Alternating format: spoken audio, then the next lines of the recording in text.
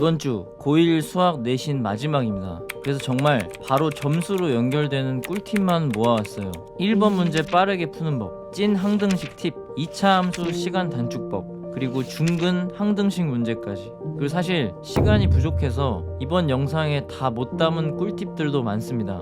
좋아요 1000개 넘으면 못 넣은 부분까지 따로 정리해서 올려드릴게요. 바로 시작합니다. 오늘 이 4가지 챕터만 기억하시면 이번 고1 수학 시험에서 점수 확실히 지킬 수 있습니다. 2차 함수는 댓글 요청이 있어서 조금 더 디테일하게 영상을 준비했습니다. 첫 번째, 1번 문제 빠르게 푸는 법부터 바로 가겠습니다. 제가 예전에 영상에서 한번 다룬 적이 있었는데 요런 유형 1번에서 무조건 시험에 나오죠. 일단 문제에서 구하라고 하는 거 먼저 정리해야겠죠. 정리하면 이렇게 될 거고, 제가 저번 영상에도 초반 챕터에 이 내용을 담았어요. 보기를 이용한 풀이. 이거 많은 학생들이 어떻게 푸는 줄 아세요? 이거 이렇게 하나씩 써가면서 계산을 해요. 물론 이 영상을 보는 어떤 분은 안 그러실 수도 있겠죠. 근데 제가 본 많은 학생들은 이렇게 계산하고 있습니다. 그래서 그런 학생들이 이 영상을 보고 저처럼 계산을 했으면 좋겠어요. 방금 전 그 원래 정석풀이의 단점은 뭐죠? 식 쓸 시간이 너무 오래 걸리죠. 이거 틀리는 사람은 없어요. 시간이 좀 걸릴 뿐. 근데 보기를 본다면 보기에서 상수항을 한번 볼게요. 2, 5, 1, 4, -1 상수항이 전부 다르죠. 그 얘긴 저희는 계산할 때 상수항만 구한다면 답을 고를 수 있다는 겁니다. A에서 5, B에서 4, C에서 2만 계산하면 된다는 거예요. -2에서 5만 가져오고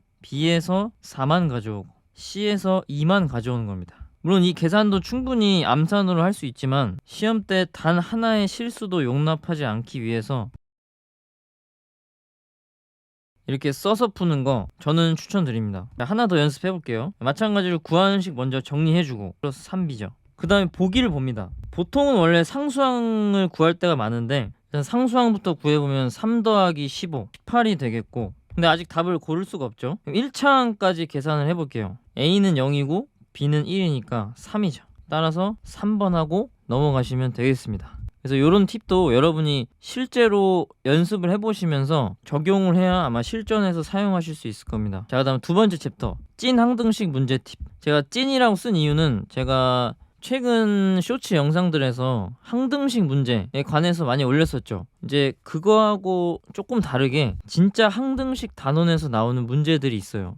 그 문제들에 대한 몇 가지 팁들만 보고 넘어가겠습니다. 자, 12번에 나온 항등식 문제죠. 정석풀이는 크게 두 가지가 있을 것 같아요. 개수비교법과 수치대입법. 제가 전에 영상에서 한번 다뤘었는데 수학을 잘할수록 그리고 잘해지고 싶을수록 문제에서 구하는 게 뭔지 먼저 봐야 돼요. A 플러스 B 빼기 C. 저는 이런 문제들, 이런 항등식 문제 나왔을 때 내가 이거를 바로 구하는 방법이 없을까? 즉 좀 더 쉽게 구하는 방법이 없을까? 이제 고민을 하죠. 그때 이제 좌변에는 A, B가 이렇게 개수로 있고 우변에는 C가 있죠. 그 얘기는 C만 좌변으로 이항하면 A 플러스 B 빼기 C가 나온다는 거예요. 이해되셨나요? 그 얘기는 X에 1을 대입하면 이 문제에서 구하는 값을 바로 구할 수 있다는 겁니다.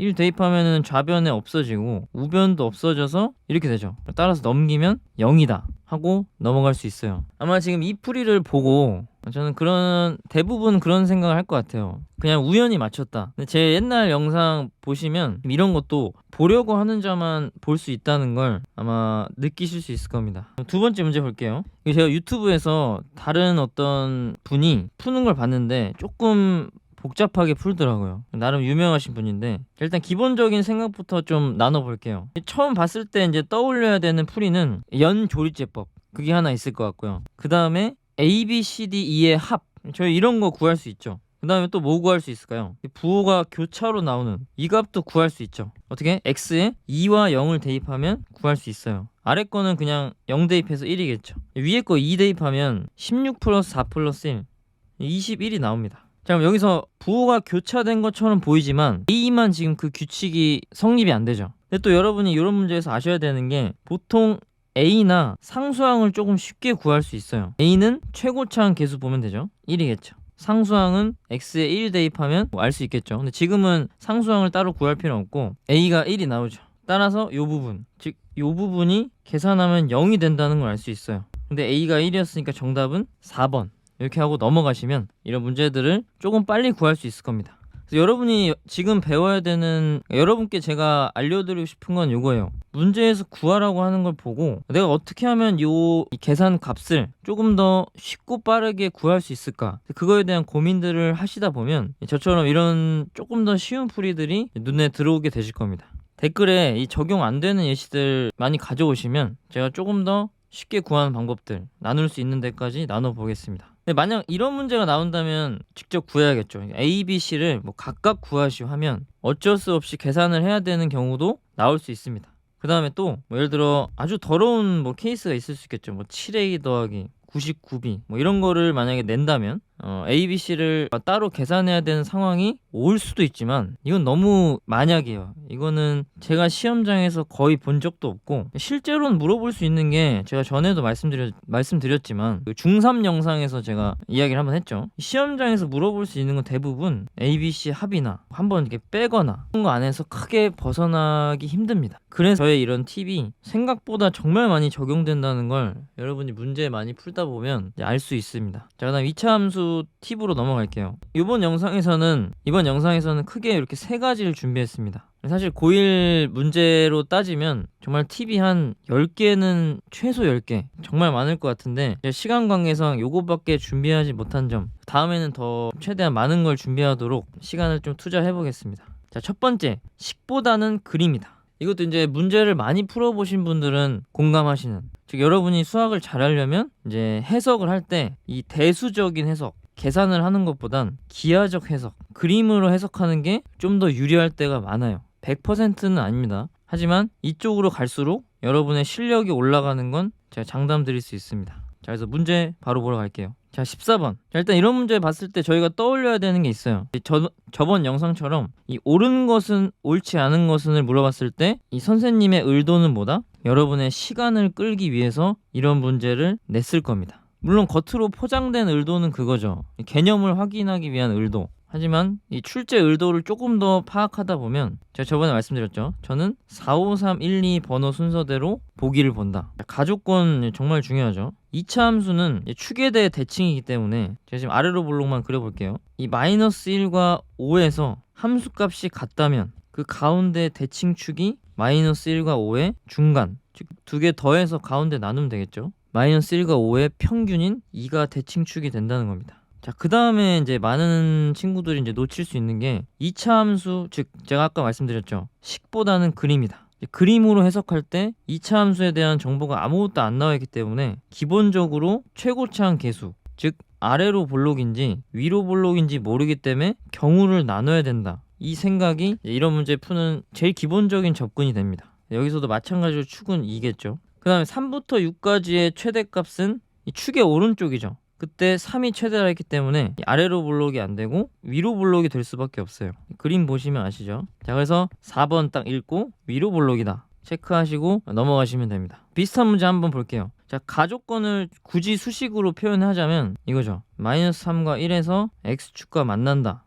즉 요 표현이죠. 마찬가지로 대칭축이 얼마다? 이 두 개의 평균이다. 마이너스 1이다. 이 얘기입니다. 자, 여기서 제 팁을 조금 하나 드리면, 원래는 이제 이렇게 풀죠. 아래로 볼록 위로 볼록 그리고 대칭축 마이너스 1이다를 이제 둘 다 쓸 건데, 이러면은 진짜 사소한 건데 마이너스 1을 두 번 쓰게 되죠. 자, 이게 아니고 위로 볼록 아래로 볼록 그림을 한 번에 그리는 겁니다. 한 줄에. 그 다음에 가운데 마이너스 1을 저는 이렇게 표현을 해줘요. 시간을 아끼기 위해서죠. 이때 같은 경우는 여기가 마3하고 1이고, 반대 케이스는 이거죠. 대부분 가족권 말고 나족권쯤 갔을 때 이 아래로 볼록 위로 볼록 중에 하나가 탈락하게 됩니다. 이 2부터 5까지, 즉 1 오른쪽 구간에서 최대값이 64라고 했는데, 이 위로 볼록 그림 같은 경우엔 2부터 5까지에서 함수값이 음수가 된다는 걸 알 수 있어요. 따라서 이 첫 번째 그림이 될 거고, 나조건은 F5가 64라는 걸 알 수 있습니다. 그래서 이제 나머지는 이제 계산으로 마무리해 주시면 되겠죠. 요 2차 함수 식에 5를 대입한 게 64다. 요 조건을 쓰면 A 값이 이제 나올 거고, 이해되셨죠? 그 다음에 마이너스 2 대입하면 답이 나오실 겁니다. 중간중간 이해 안 되시거나 궁금하신 점 댓글로 남겨주시면 제가 답변해 드리겠습니다. 자, 그 다음에 기본 성질을 이용한 Y값 빠른 계산, 요것도 하나 말씀드릴게요. 이거는 제가 좀 많이 쓰는 건데, 아래로 볼록인 2차 함수를 하나 볼게요. 최고차항 계수는 A입니다. y축 대칭이겠죠. 자, 이 축으로부터 k만큼 떨어진 지점, k만큼 떨어진 지점에 이 y값, 이 y값의 올라간 정도는 이 최고차항 계수의 x값 떨어진 정도의 제곱만큼 올라가게 되어 있습니다. 반대편도 마찬가지죠. k만큼 떨어지면 마이너스 k를 대입할 거기 때문에 어차피 y축 대칭이기도 하고, 그림이 이상하네요. 대칭이니까 똑같이 y값이 올라가게 되어 있습니다. 자, 그리고 저희가 원래 배운 이제 개념을 이해해 보면 저희가 2차 함수는 이제 평행 이동으로 배우죠. 꼭지점이 p, q일 때. 자, 마찬가지입니다. 저희가 이제 집중해야 될 건 이 축, 대칭 축으로부터 얼만큼 떨어졌냐. 여기서 k만큼 떨어졌다면 요 y값의 차이 있죠. 요 y값의 차는 저 평행 이동과 관계없이 ak 제곱이 될 거라는 점. 오른쪽도 마찬가지예요. 대칭이니까. 이 포인트를 이용해서 계산들을 빨리 할 겁니다. 그리고 제가 전에 한번 영상에서 다뤘죠. 자, 최고차항 계수가 마이너스 1인 축이 2인 2차 함수에서 범위가 마3부터 3이라면 마3이 멀리 떨어져 있죠. 얼만큼? 5만큼 떨어져 있어요. 다시 이 상황을 이해한다면 마3부터 3까지 그림이 이 정도로 잘리겠죠. 결국 저희는 이 5만큼 떨어진 이 마3수값 차이만 보면 정답이 나온다는 거예요. 근데 아까 제가 뭐라 했죠? 문제에서 최대 최소 차를 구하라고 했기 때문에 이것도 중요한 그 개념이 나오는 거예요. 문제에서 구하라고 하는 게 뭔지를 보고 그거에만 집중을 하는 겁니다. 그러면 이 5만큼 떨어진 5의 제곱 곱하기 최고차항 계수 있죠. 마이너스 1인데 이 떨어진 정도는 제 플러스일 거기 때문에 절대값만 붙여주시면 됩니다. 따라서 3번 하고 넘어가시면 돼요. 자, 이 문제도 볼게요. 이 문제가 이제 실제로 서술형에 나왔기 때문에 제가 지금 설명하는 풀이가 틀리진 않았지만 정석대로 쓰시는 걸 추천드려요. 왜냐면 저희는 선생님과 굳이 논란을 일으키면서 점수를 깎아먹을 필요는 없으니까요. 자, 저는 이제 주관식이나 그냥 문제를 답만 내는 풀이 과정에서 봤을 때 이렇게 풀겠다는 거를 좀 설명을 드릴게요. 자, fx의 최대값을 구하시오. 자, 여기가 마이너스 1이고 여기가 3이죠. 그럼 대칭 축이 얼마죠? 1입니다. 자, 근데 y값을 집중해보면 여기가 6이라고 나와 있습니다. 자, 아까 제가 설명드린 거 볼게요. 축으로부터 1만큼 떨어져 있으면 이 y값은 최고차항 계수 절대값 곱하기 1의 제곱. 즉 여기는 최고차항 계수가 음수니까 편의상 이제 이렇게 생각할게요. 최고차항 계수가 마이너스 a다. 그럼 요 길이는 2 곱하기 1의 제곱이 되겠죠. 자, 그다음 마이너스 1까지 2만큼 떨어져 있죠. 그럼 이 높이 차는 2의 제곱, 즉 4a가 될 겁니다. 자, 그 얘기는 저기 6 있죠. 6이 4a와 a의 차이, 즉 3a가 될 거라는 걸 알 수 있고 a가 2라는 거, 이거 빠르게 저희가 구할 수 있습니다.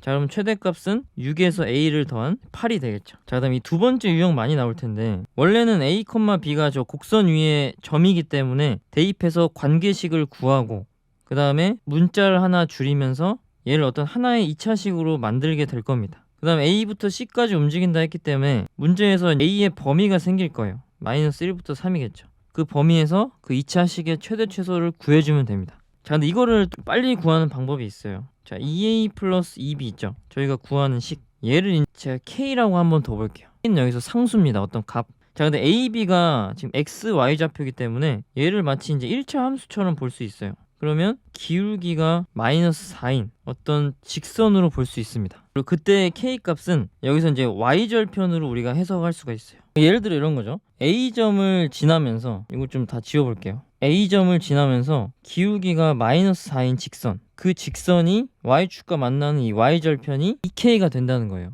자, 그럼 2차 함수 위에 a부터 c까지의 점들 중에 기울기가 마이너스 4인 직선이면서 y절편이 가장 클 때, 그때는 이 접할 때가 되겠죠. 이때가 최대, a일 때가 최소라는 거. 이거를 빨리 구할 수 있거든요. 자, 그래서 이거를 안다면, 지금 이 기하적 해석을 미리 들어갈 수 있다면 최대값은 접선이기 때문에 좀 계산이 들어가지만 이 최소값은 이 p점이 a점일 때, 즉 a가 마이너스 1이고 b가 0일 때라는 걸 바로 알 수 있다면 여기 식에 대입해서 마이너스 2가 최소다 라는 걸 빨리 구할 수 있다는 거예요. 이거 지금 제가 살짝 두서없이 좀 설명한 것 같은데 이 문제 가지고도 제 생각에 영상 하나 만들 정도로 좀 의미가 있는 문제입니다. 실제로 저는 이걸 기하적으로, 아까 제가 말씀드렸죠, 대수적인 해석보다 기하적인 해석을 했을 때 실력이 월등히 상승한다. 그래서 필요하신 분들은 제가 따로 또 영상으로 또 만들어 보도록 하겠습니다. 자, 다음 문제인데 미지수 개수 파악부터, 이것도 이제 수학을 잘하기 위해서 정말 중요한 문제거든요.